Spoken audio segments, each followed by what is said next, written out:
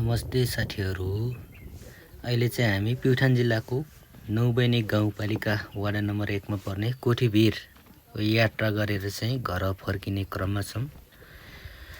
यहाँ चाहिँ घर फर्किने क्रममा चाहिँ दामी यो चाहिँ गुराँसको बोट रहेछ अनि यो पुरै जंगलभरि नै गुराँसै गुराँस छ। अहिलेको यो समयमा चाहिँ अघि चाहिँ यो उकालो कोठीभिर चढ्ने क्रममा चाहिँ यो उकालो चढ्नै मन नलाग्ने, अहिले चाहिँ यो फेरि यस्तो दृश्यहरू देखेपछि चाहिँ यो ठाउँ चाहिँ छोडेर फर्किनै मन नलाग्ने यति दामी ठाउँ छ।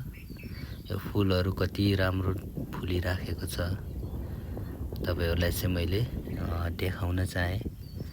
तपाईहरुलाई चाहिँ देखाउनको लागि चाहिँ दामी भिडियो चाहिँ बनाइराखेको छु साथीहरु। मजाले भिडियो हेर्नुस्, इन्जोय गर्नुस्। यो वनभरि अझै यो वनभरि घुम्न पाए अझै कति बबाल बबाल फुलहरू हेर्न पाइन्थ्यो होला। तर अब यो टाढाबाट चाहिँ तपाईहरुलाई देखाउन चाहे। फर्किनै मन नलाग्ने चाहिँ ठाउँ छ, दामी छ ठाउँ।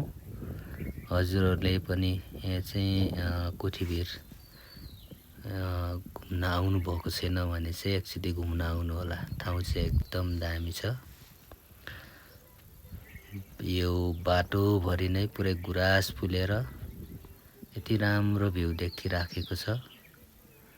अनि माथि कोठीभिरमा पनि चारैतिर पुरै दामी हिमालहरू देख्न पाइन्छ, रमाइलो छ। अनि यो फर्किदा र यो बाटो यो उकालो चढ्दा पनि पुरै बनैभरि यो गुराँस फुलेको हुँदा चाहिँ